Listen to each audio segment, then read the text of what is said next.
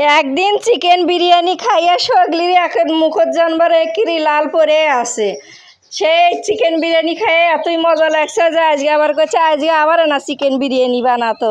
সেজন্য কী করবো, ফ্রিজত গোস্ত আসলে সেই চিকেনটা আবার বের করে ভালো করে পরিষ্কার করে তার মধ্যে আদা রসুন বাটা পেঁয়াজ মরিচ কাঁচামরিচ শুকনো মরিচ সাদা এলাচ কালো এলাচ গোলমরিচ দারচিনি সব কিছু তেজপাতা দিয়ে গোস্তটা কষিয়ে নিলাম। কষিয়ে নিয়ে তারপর আতপ চাউলগুলো যা কয় সেলের চাউল বা চিনি গুঁড়ো চাউল যেটা আপনারা কন সেটা ধুয়ে তুলে থুসলিলাম, সেটা দিয়ে আবার কষিয়ে নিলাম। আপনারা এভাবেও করবেন পান, আবার গোস্তটা তুলে নিলে তার মধ্যে কষাবের পান। যাই হোক একই কথা হলো, শর্টকাটে যেটা রান্না করা যায়।